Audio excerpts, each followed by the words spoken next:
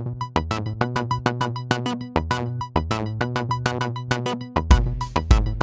Machine लगाऊंगा, इस side से आलू घुसेगा, उस साइड से सोना निकलेगा।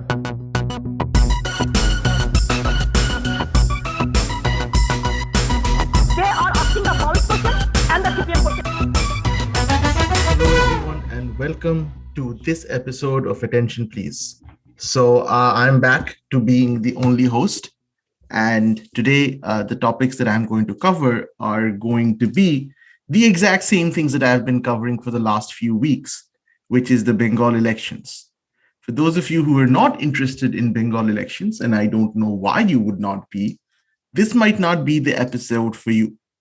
The reason I'm spending so much time on the Bengal elections is firstly because, of course, I'm Bengali. This has a lot of personal import for me. Also, this is a state that I hopefully understand better than I understand other states, mainly because I grew up here. And also because politics in Bengal is extremely entertaining.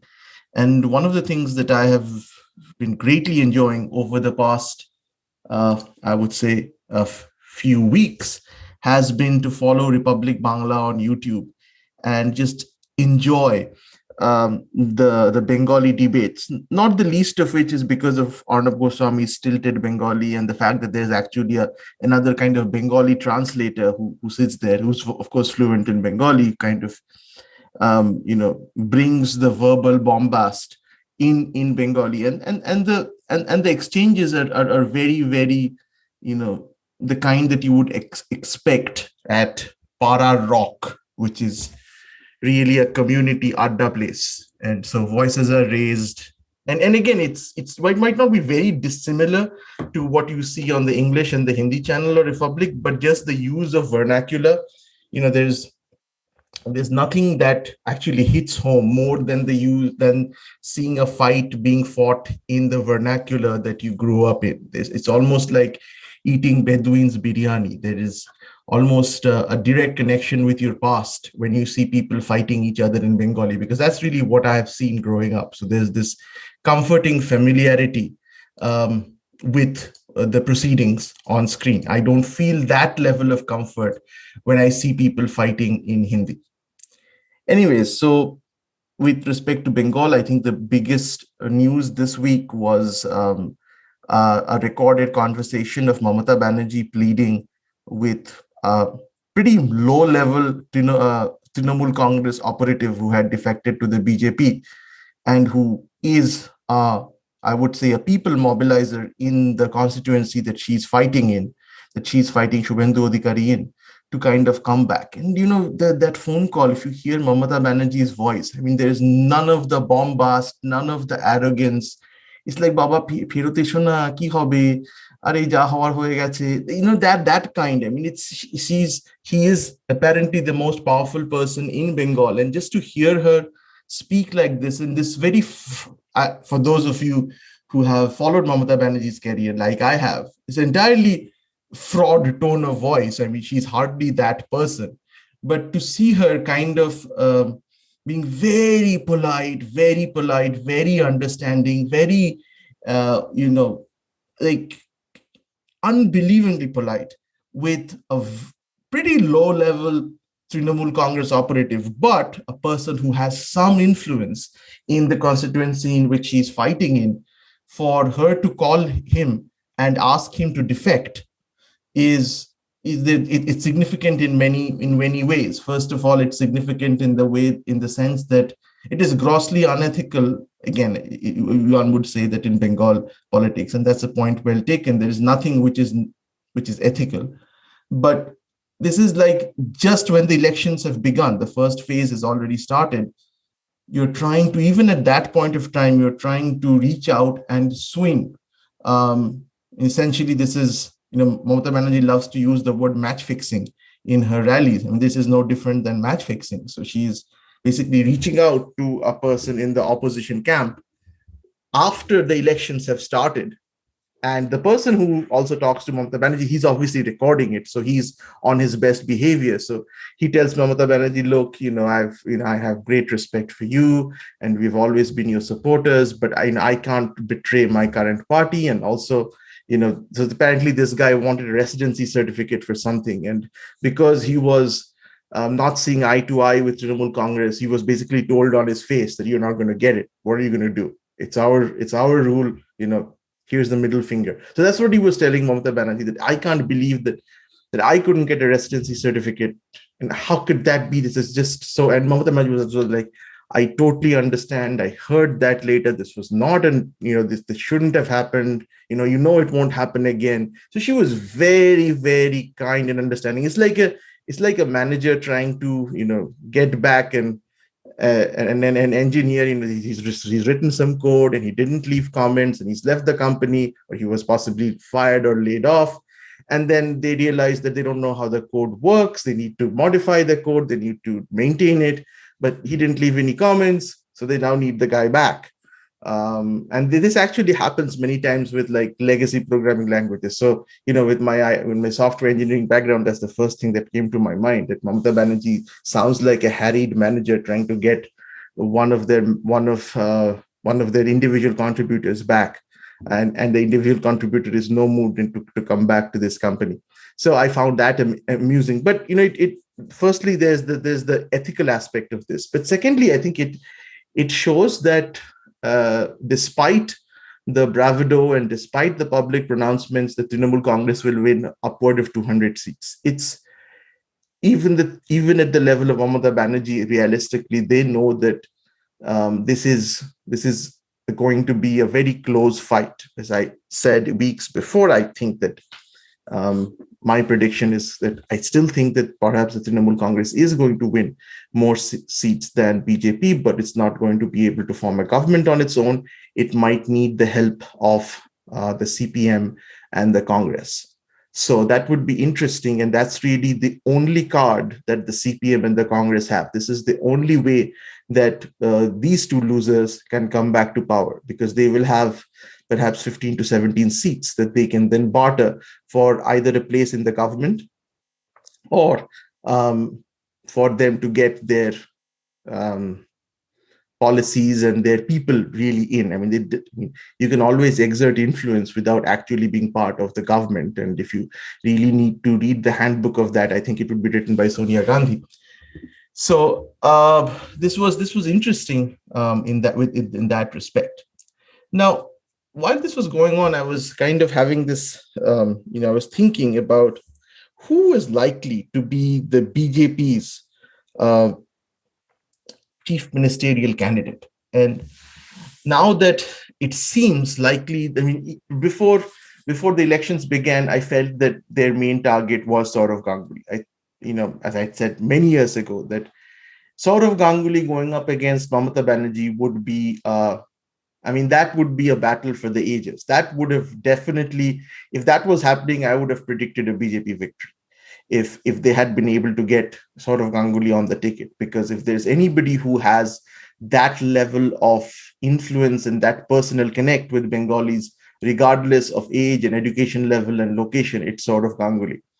And I also felt that he would be a good leader, in the sense that his leadership as a captain of India was marked by, he took over a team which was devastated by match fixing, and he took the team to a different level. And he inspired great loyalty among the players who played for him. All of them have great things to say about him, even years after he's kind of ceased to have any influence over them. And he's credited with taking out selectorial parochialism from the Indian cricket team. It was pretty much a quota-driven system before that. And Saurav Ganguly essentially wiped that out. And so, of course, people like Dhoni and took it to another level after Ganguly. And I also feel that Dhoni should get into politics at some point of time. But I was really rooting for Ganguly to get into politics, because I think that good people should get into politics. And I can't think of somebody better than Ganguly, despite his faults as an individual. Now, that boat I would believe, has sailed. I think this was something which was actively being considered. And when he became the president of the BCCI with Amit Shah's son, I felt this was kind of, that basically, Saurav Ganguly was essentially dating the BJP at that point of time, no commitment, just to see if we can work together. And whatever transpired, I think that the reason why Ganguly didn't go for for BJP was that Ganguly was afraid, what happens if he loses, because he has a lot of business interests in Bengal, lot, and he stands to lose. And of course, if he loses, then Mamata Banerjee is not going to let him go. So, given the fact she's okay with him being close to the BJP, but if she fights against BJP because against Mamata Banerjee, because there's one thing about Mamata Banerjee is that the supreme sense of, the only thing that Mamata Banerjee understands is, are you for her or are you against her? I mean, this is a person who has no inherent beliefs in anything. She does not come from an ideology. Her ideology is primarily dominated by personal loyalty towards her. So anybody who essentially bends their knee and, that person is somebody that Mamata Banerjee is okay with. Anybody who looks at her and tries to come off as a competitor, she is going to destroy them. There's no difference between this and Donald Trump. So their entire worldview is through the prism of themselves. So Ganguly is smart enough to know that. So I think that was, again, I think some of his health problems, his heart attacks and stuff, and I'm speculating here, it kind of comes to this, it goes to show the kind of stress he was under. And so now that, that sale, I thought that the next thing was, it seemed to be that it was going to be Mithun Chakravarti, because even though I felt that Mithun Chakravarti was a way inferior candidate, despite me being a fan of Mithun Chakravarti as a movie star, I felt Mithun Chakravarti did not have the gravitas, it did not have the leadership, and essentially he stands for nothing. So, and whether he goes to this, going on a political stage and, regurgitating in the Chawani lines from his movies, that's not really, that's not the kind of politician that people should aspire to elect. There should be some kind of belief, there should be some kind of ideology, right, wrong, whatever you feel, but that person should believe in something. That person should have had some experience. And Mithun Chakravarti has had no experience with anything other than, of course, acting. He's a very good actor, but that doesn't make him, and he's old enough. Again, young in terms of Indian politics, I guess, but still, for the rest of the world, he's had his years. He's never leveraged it to make a political point, other than basically look after his own interests. So he started out as a Naxalite, became close to the Shiv Sena when he was in Bombay, because that aligned with his business interests. Then, with Trinamool Congress when it suited his business interests, and now with BJP. So, but it was true that Mithun Chakravarti has a pan-Bengal appeal. He is popular. He will definitely get in the crowds. And even though I would have felt that, if you really ask me in terms of, and I say this with great understanding of the impact of what I'm saying, but if you ask me between Mamata Banerjee and Mithun Chakravarti, I would still prefer Mamata Banerjee as a chief minister, because at least he has some experience and something that I think Mithun Chakravarti does not have. But it seems increasingly that Mithun Chakravarti is also not going to be the chief ministerial candidate of Bengal, because he's not running. He's not running as an MLA. I felt that he was going to run as an MLA, and whatever it was, I thought that he shifted his residence officially to Calcutta, so he was going to vote there. He was previously registered as a voter in Maharashtra. I thought that was the beginning, that he was going to be given that seat, and somehow, somewhere, that those negotiations have fallen through, and I guess we will never know what exactly it was. I'm pretty sure it has nothing to do with his background or his beliefs, because of course he wouldn't be here if that was a question. I'm pretty much sure that it was simply why offers for the CEO fall through. I mean, I just think that that's the reason why it fell through. But of course, it creates a very interesting situation at this point of time as to who will be, in case the BJP is able to form a government, because while I still don't think that,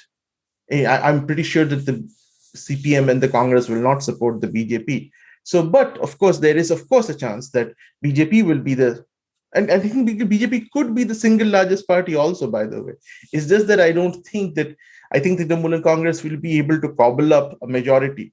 It might be an unstable majority, but they still might be able to cobble up a majority. And coalition politics has been the norm actually in Bengal for many for many decades, and people almost forget that the CPM, even though they were the dominant coalition partners, and the other coalition partners kind of felt like they were children of a lesser god, but it was actually a coalition that ruled Bengal. It was a left front. So it was not just Jyoti Basu's CPM. There was the Revolutionary Socialist Party. There was the CPI. There was Forward Bloc. So there were, again, these party names possibly come out in trivia competitions only. They have no other significance. But still, they were, and at this point of time, Congress it's pretty much a trivia question also. So, but I still feel that the Trinamool Congress will be better positioned to leverage a quote unquote, and I use the word quote unquote with full import, secular coalition against the BJP. However, there is, of course, still a chance in any politics. And you can definitely see that Mamata Banerjee's rattled. The BJP might be able to form a government on their own. So if they're able to form a government on their own, it's worthwhile speculating who might be their chief ministerial candidate. And I was thinking on those lines, and I don't think there's any easy answer to that. So the first candidate that comes up, given that there's no Mithun and there is no sort of Ganguly, is of course going to be Dilip Ghosh. So for those of you who don't follow Bengal politics very closely, Dilip Ghosh kind of emerged as the more radical on the ground face of BJP. So he is an RSS pracharak who spent a lot of time doing relief work in the Andaman Nicobar Islands during the tsunami. And he is, again, a single, the classic RSS pracharak, very, very forward. He's made incendiary speeches, doesn't hold back. He doesn't maintain, let's say, the veneer of soft secularism that BJP sometimes does when they wander into states like West Bengal, for instance, where they know that, the kind of rhetoric that might work in Uttar Pradesh doesn't really work in Bengal. But no, he's basically a Bengali version of Yogi Adityanath.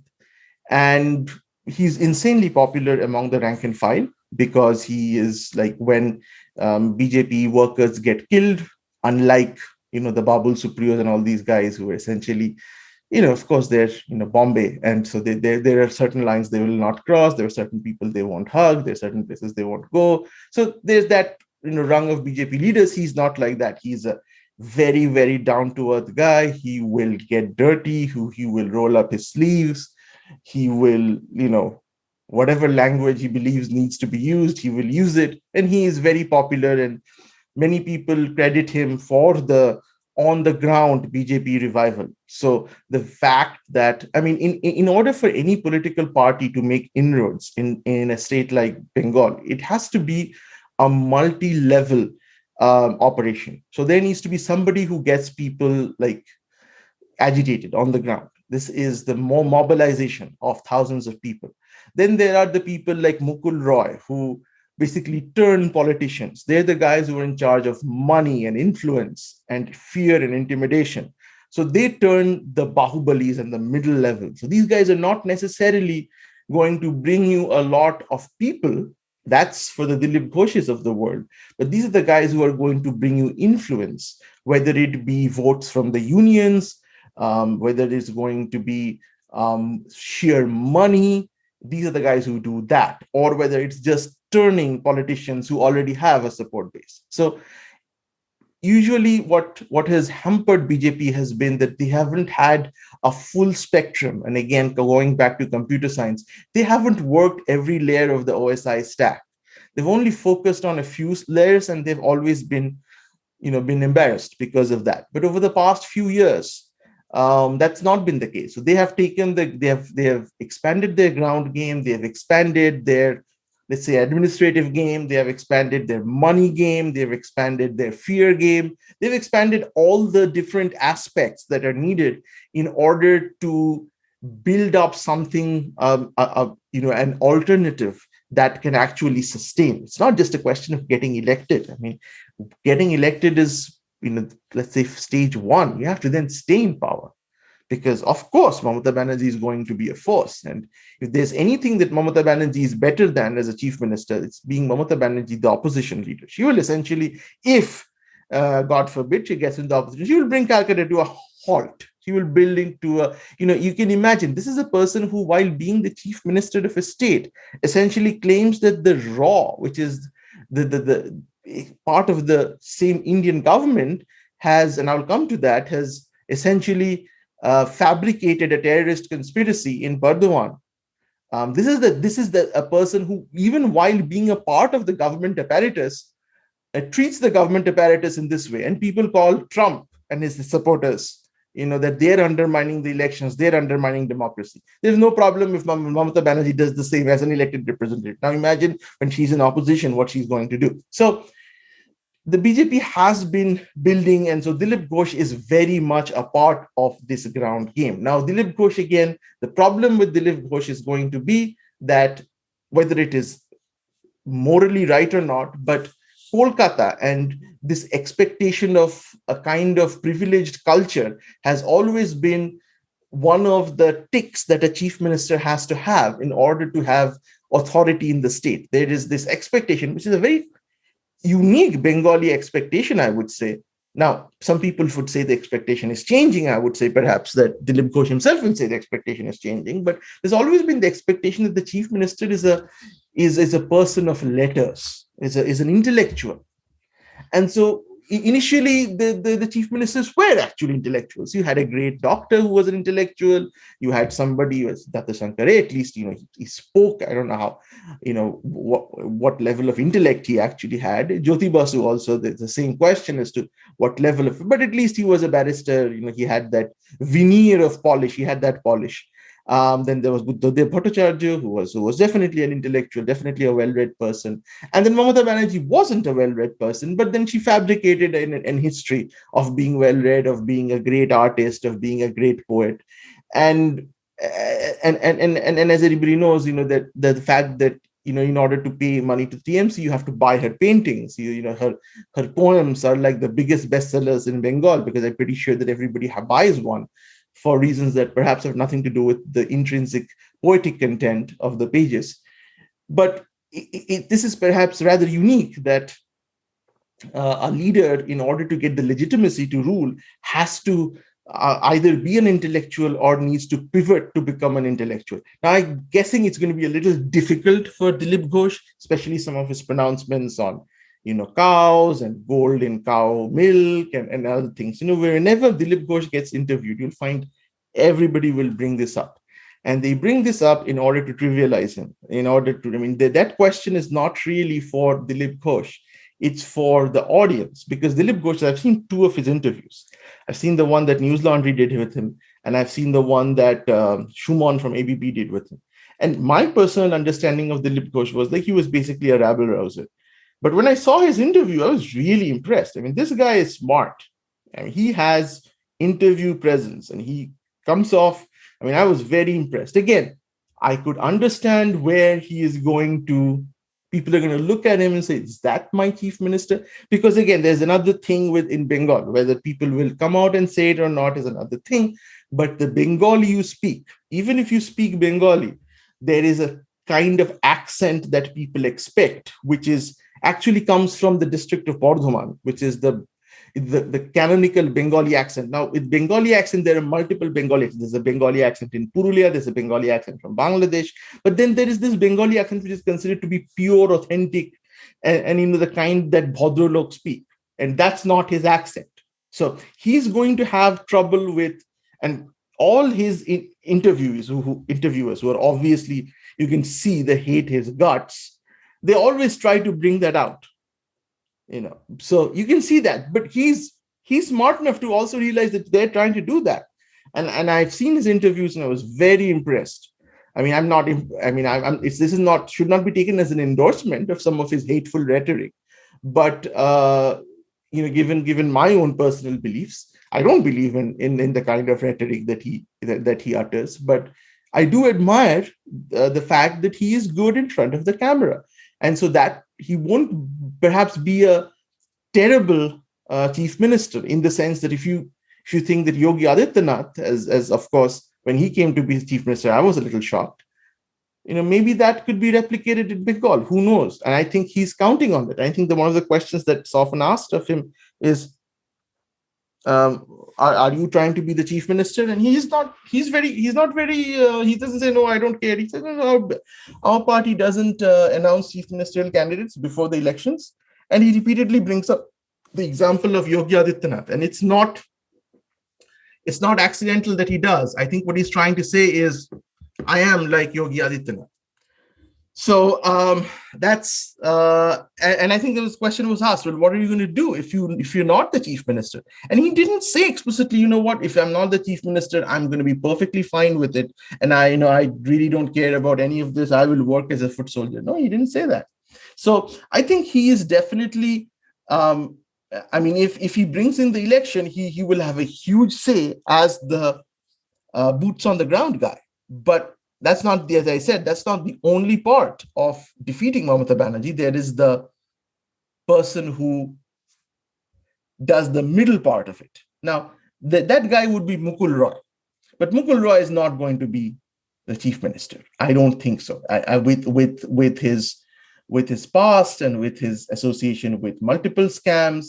And also, I think that he's not particularly, even his tenure as a railway minister, he was pretty terrible. So I think that, some people aren't cut out to be, I would say, a public-facing politician. They might be very good backroom people. And Mukul Roy is an absolutely sensational backroom person in terms of, he's the guy who gets people to flip. He's the guy who, has sit-downs. He's the guy who negotiates deals. But he's not a guy who can inspire a crowd. He's not a guy who can get the crowd all riled up, or, he can really stand up in front of, let's say, investors and, talk about Bengal leads. He doesn't have that. And I don't think he's interested in it either, honestly. So I wouldn't consider him to be a chief ministerial candidate, which brings me another guy who I believe is, even though he doesn't say so, it's Shubhendu Adhikari. Because Shubhendu Adhikari actually belongs to a political family which has been kind of a strong man, kind of a Bahubali kind of family in the area. Again, it's outside Calcutta, so these people normally haven't so far come into the public reckoning of, because Bengal, it's very Calcutta centric, whether it be the media, whether it be the literary circle, because Bengal is one of the states which doesn't have a major second city. It doesn't have a Pune to a Mumbai. It's just a one state with, one big city, which kind of dominates its culture and politics. It kind of, I would say, stifles the growth of the rest of Bengal. And so many people in Bengal haven't heard of the power of the Adhikari family. But the Adhikari family is a huge deal. And the fact that Mamata Banerjee was able to kickstart her campaign against CPM was once the Adhikaris basically threw their lot with her during Nandigram. These were the guys who beat Lakhan Sheth of CPM. So this family is a very, very important, powerful, they have boots on the ground, they have money, they own everything in that place. And so Shubhendu Adhikari is the scion of that family. Now, again, Shubhendu Adhikari doesn't have that clipped Bengali accent that people like, but he is fighting one-on-one with Mamata Banerjee. But if he is able to defeat Mamata Banerjee in a one-on-one battle, then he, I believe, shoots to the front of who is the next chief minister. Because if he can take on Mamata Banerjee one-on-one and best her in Nandigram, which he can, given the fact that the very fact that Mamata Banerjee is reaching out to one of the low-level flunkies of Shubhendu Adhikari in order to get him to flip, because I guess he thought that, this is Prashant Kishore's strategy coming up, that, that if she gets some people to flip, then she can make a inroad at the last minute. But there's definitely desperation going on. So whether the Trinamool Congress overall gets power, I think, and I said this before in this podcast, that I think that Mamata Banerjee made a big mistake. This was, again, it was not, I believe, a political decision. It was an emotional decision. It's the kind of person she is, that she decided that she will go and fight the Adhikaris on their home ground, because she felt it was a personal insult that they basically flipped over to the BJP, and she wants to kind of assert her dominance in the state that, hey, you Adhikaris may be the big deal, may think that this place is yours and you own this place, but I can beat you to pulp in your own home. I think that hubris basically drove her to contest because there were multiple seats. I mean, she is the most important candidate of Trinamool Congress. She's competing on only one seat. She should have taken a safer seat. There were many safe seats that she can take where Trinamool Congress is going to win in a canter.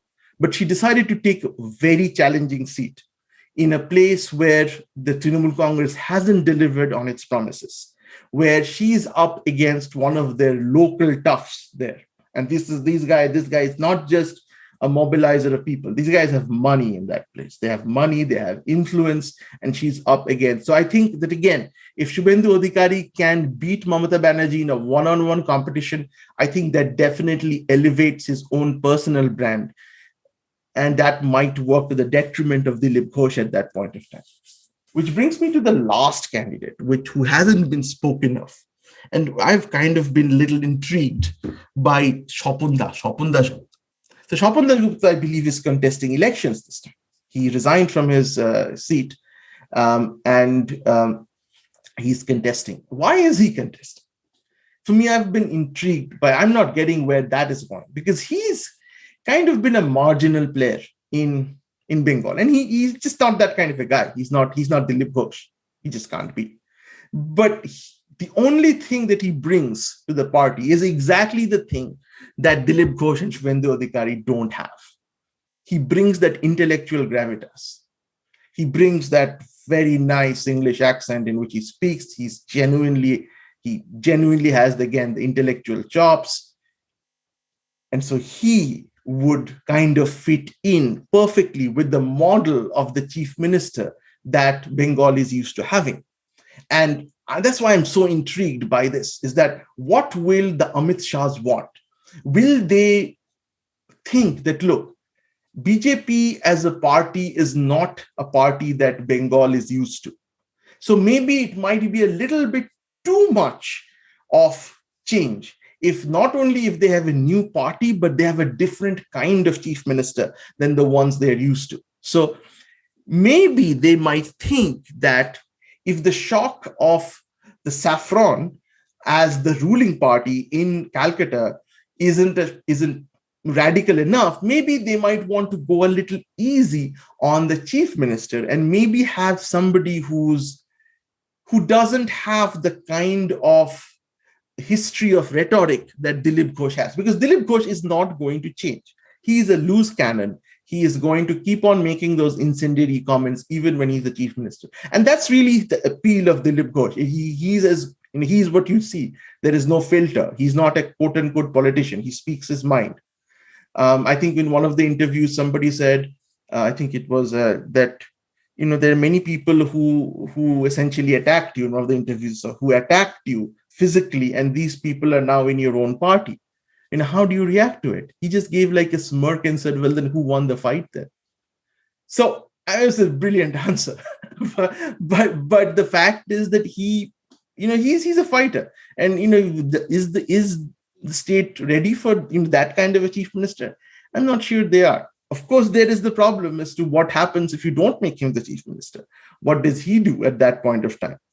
Because as you can see in Bengal, people change, people flip. So will he go over to Trinamool at that point of time? I mean, I struggle to think of it in those terms. But, stranger things have happened with Shubhendu Adhikari. How would he react? Well, if he loses his seat to Mamata Banerjee, I think he wouldn't have the momentum to then, again, the presumption is that BJP is able to form a government. I don't think he will be in a position that he can claim to be the person to form the government, which of course leaves somebody like Shopun Das Gupta to be someone who is a compromise candidate. He is compromise candidate in many ways. First of all, he meets that criteria of intellectualism to the T. Second, and again, it could be, some people could say, why not Ambuj Mohanty? for those of you who don't know, Ambuj Mohanty he's a long time BJP activist. And he's a retired Indian Institute of Management Calcutta professor. I personally know him. I've visited his house many times. He was my mentor when I was doing my undergraduate in Jadavpur University, Computer Science and Engineering. He's a great help. And so, I personally have a lot of love for him. As somebody, a lot of love and respect and gratitude for his contribution. So when I'm talking about him, I should make that clear. But again, I haven't interacted with him as a BJP politician. He and I have never had a conversation on politics or on BJP. It was always on AI and the data structures, and should you focus on doing computer networking? Is it going to last? What is wireless? What is wireless division multiplexing? Is that so? All my conversations with him had nothing to do with politics. It was, again, politics was not something that you discussed with elders. So I never did. But the fact was, I of course knew. And then, of course, once he retired, he became more and more involved in BJP politics. And again, he is somebody who is, of course, an intellectual. He's, he has the intellectual chops, but still, he's not a known name in Delhi. He doesn't have that, and I don't think even Shapun Dasgupta has. I mean, Shapun Dasgupta is very well known in Delhi. He's well known in the channels. In terms of the kind of image that the BJP would want to project, he might fit the bill slightly better than Dr. Mohanty. So I would think that the BJP might try to put in a compromise candidate, because otherwise there's this risk of putting, let's say, the Dilip Ghosh as a chief minister. So I was planning, so this actually went on for much more than I thought it would. And I'm trying to keep these podcasts to about 40-45 minutes. Usually, I'm trying to. I might not succeed, but I'm trying to. So I'm not going to be getting into the other topic that I wanted to discuss, but I might do this the next week, which is a group of, again, next week will also be Bengal politics unless something path breaking or something that I really have to speak about comes in between now and next Saturday. I have nothing to say about the Suez Canal ship, but something on those lines. I'm going to talk about this. A bunch of Bengali intellectuals came out with this cringe video. I just wanted to spend some time talking about the history of Hindutva politics and Bengal, which is, I think, something which many outside Bengal don't know, and that's okay. But many inside Bengal also don't know, because we were taught a very, very biased version of history by leftist historians who wrote our textbooks, and most of our knowledge of history is from what we read till class 10. So I just want to spend a little bit. I want to perhaps spend an episode looking at some of the historical aspects of the quote-unquote Hindu identity in Bengal, which I believe hasn't, and which often even I was not aware of when I was growing up. And the basic thing is that one of the things, and there's a bunch of Bengal intellectuals led by Parambrata who came out with this social media statement and a kind of a cringe video. As an aside, what's wrong with Bengali directors, man? Can't they even make a 5-minute propaganda video? Seriously, what's wrong with these guys? So in that, they, of course, called BJP fascist, Nazi, and Manuvad. And they're not pulling any punches, of course. And what they're trying to say is that this Hindu Manuvadi ethos is against Bengali culture. And it is foreign, it is bohiragato, it is an outsider thing. The implication, of course, is that the Hindu identity is kind of is contrary to Bengali identity, and it came from outside. Historically, this is not true. And we have been taught to think of these lines because of the history that we were fed, that essentially that everything was peaceful communally in Bengal forever. And had it not been for the dastardly British who divided this country for their own narrow sectarian interests, everybody would have been singing Kumbaya, which was a nice thing to believe, but it's not true. So there's been Bengal has been historically been fractured on communal lines. And this should be evident. I mean, it's a British power can't make you do the kind of communal violence and bloodbath of partition. I mean, people know in India, they know of the partition of the western part of the country. That's been covered in television series, and that's been covered like hazard times, because of course most of our cultural focus is on the north.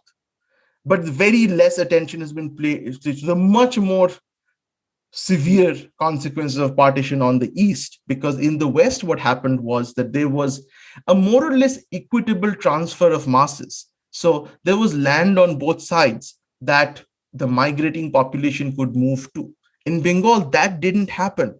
There was virtually very little migration from India to East Pakistan, and there was a massive migration the other way. So there was an absolute asymmetry in the population exchange. So not only was there carnage during partition, carnage continued after partition.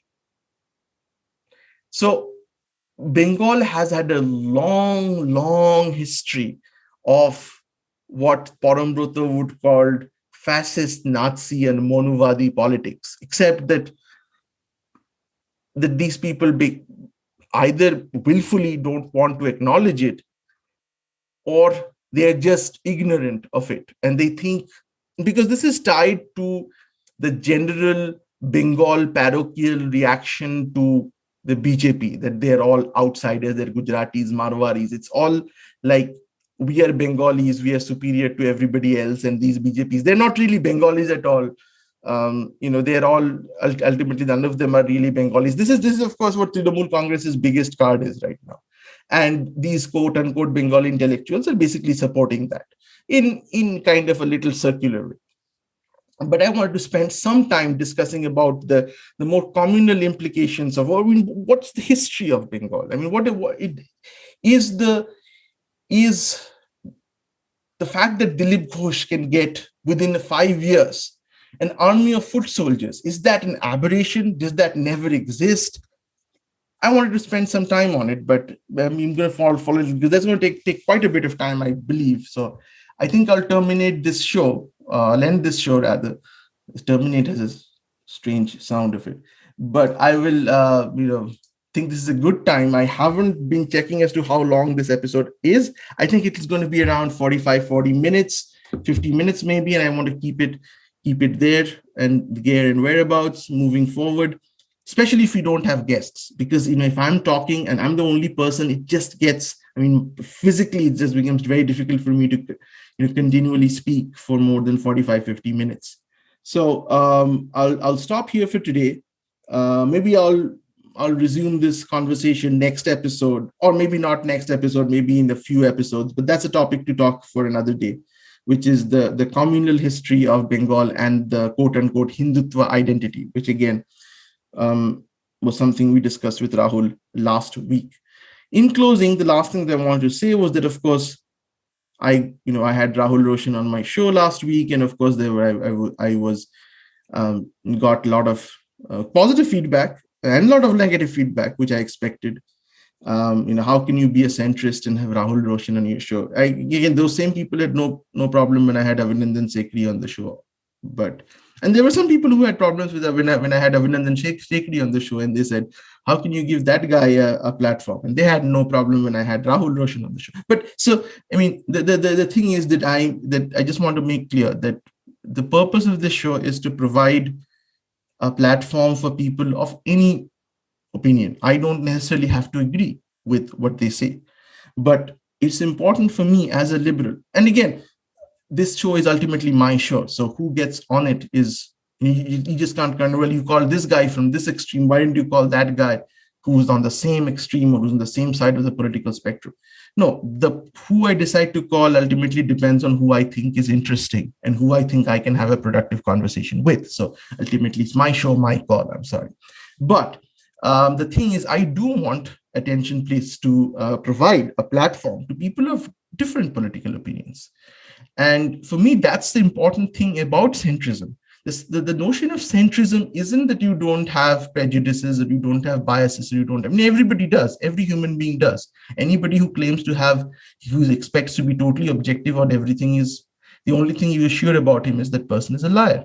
So the objective of centrism is that once you have your own biases and prejudices and your own worldview, you are consistent with that.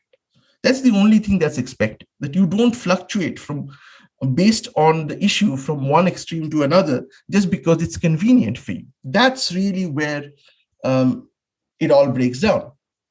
So for me, it's important that I provide, within the limits of my comfort zone and within my limits of who I can interact with, a set of people whose ideas I might not totally believe in. I might believe in some of them, but I want to provide everybody an opportunity to come here and talk about what they feel. Again, the only thing is they have to be interesting. They have to be somebody that I personally can have a conversation with, because ultimately it's my show. And with respect to the person, I mean, that's the thing. I do not believe in cancel culture. I also do not believe in deplatforming. And again, this is not, it's not a worthwhile platform, my show. I mean, my show's reach is very limited. It's kind of a little presumptuous of me to even call it a platform that anybody would even like to be part of. But whatever it is, whatever its reach be, my main thing is I want to moving forward. And the only thing is often sometimes I'm limited by, and be very honest, I mean, in terms of the kind of guests that I can get. I mean, ultimately, most of my guests that I reach out to are people I have known, who are like my, I wouldn't call them friends, but people I know. Like Abhinandan, I went to News Laundry, I met him. So I could call him, I could send him an email and say, hi, Abhinandan, would you like to come to this show? With Rahul, I have talked to him off and on for many years now. So again, he's somebody that I personally know. So ultimately, it is often, and the thing is, people come onto the show when they know me. That's also true. So I would obviously like to, moving forward, have to have many guests. One of the things I want to do is have more guests, but the only two things is I don't care what the guest thinks. I'm perfectly fine with people from any side of the political spectrum, but there should be a minimum level of good faith in my understanding of what they're coming from and their understanding of where I come from. So there needs to be some amount of, let's say, quote unquote, connection. And secondly, the guy needs to be somebody who I can talk with. There are many people who, when I see them interact on social media, I realize I can't talk with these guys. I just can't. They are either because of my age or because they're just in a very different world than I am. I just cannot continue. And this is perhaps a feeling of me, that I just cannot converse with them in a way that I think provides value to my listeners. Maybe once I become a better host and become more comfortable with the media, maybe I'll be able to handle this much better. And maybe, as I said, this possibly is one of my shortcomings. But for now, I want to restrict my guests to people whom I believe that I can do a good show with. I don't really care what they believe in, and I don't need to agree. As a matter of fact, I hope that I bring people whom I don't agree with. Otherwise, if I get somebody who they agree with totally, then that's not a particularly good show, right? Why would I have an exact echo of me? You can just listen to this podcast again. So that's, I got a lot of criticism and some emails regarding this. I just wanted to address this over here, that for my listeners, again, if this is something which bothers you, I would regret having to lose listeners. But, if your thing is, I'm never going to listen to you because you had so-and-so guy on this show, then, all right, I'm sorry to lose you, but that's just the way it's going to be. It is going to have people from different political opinions. And that's really the whole thing about centrism. It's the whole thing about opposing the centrifuge, the move to the extremity centrifugal effect of social media conversations. It is to make sure that maybe our conversations are radicalized. There's nothing that I can do about it. And maybe we are all moving to the extremes.